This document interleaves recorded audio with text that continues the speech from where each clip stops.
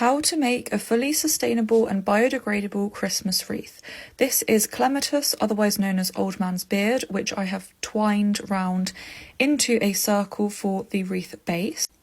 Then I like to line mine with moss, which helps to retain the moisture, which just helps keep the foliage fresher for longer, and then bind it all together. I was able to contact my local tree surgeon, aka my husband, and he was collecting all sorts of foliage for me throughout December, which I kept in water to keep it fresh. I decided to use some Norway spruce for the base of my wreath.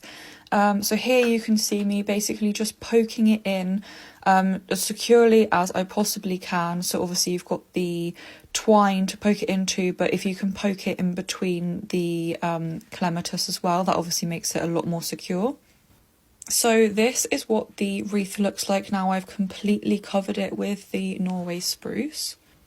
And I appreciate this doesn't look a lot different, but what I've actually done is bound all of the Norway spruce on just to secure it on, you can see there. So I've gone all the way around with the string. I then decided to go in with some cedar just to bring in some lighter green. So this is showing what that looks like once I've added it. I decided to go for sort of 3 points of interest on my wreath, but you can do it however you like. And then next I've added some variegated holly just to bring the sort of lighter green through into a yellow. That one's got some nice red berries on it, so looking nice. So basically you're just layering at this point. So this is showing some ivy that I've added.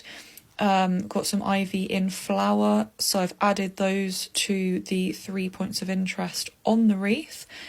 And then next I've added some green holly, which has some berries, again just bringing some colour to the wreath. And then these are some beautiful larch branches, which was unfortunately a casualty from the storm that my husband cleared up, and they were so beautiful. I'm so glad that he brought these home for me.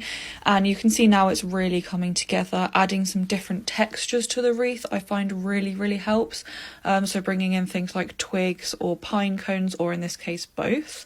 And then here we have the final result. As you can see, it is rather large. You can obviously make them smaller if you want to, but it's really lovely with all the different textures, the ivy, the pine cones, the branches, and of course you can still see that beautiful Norway in the back.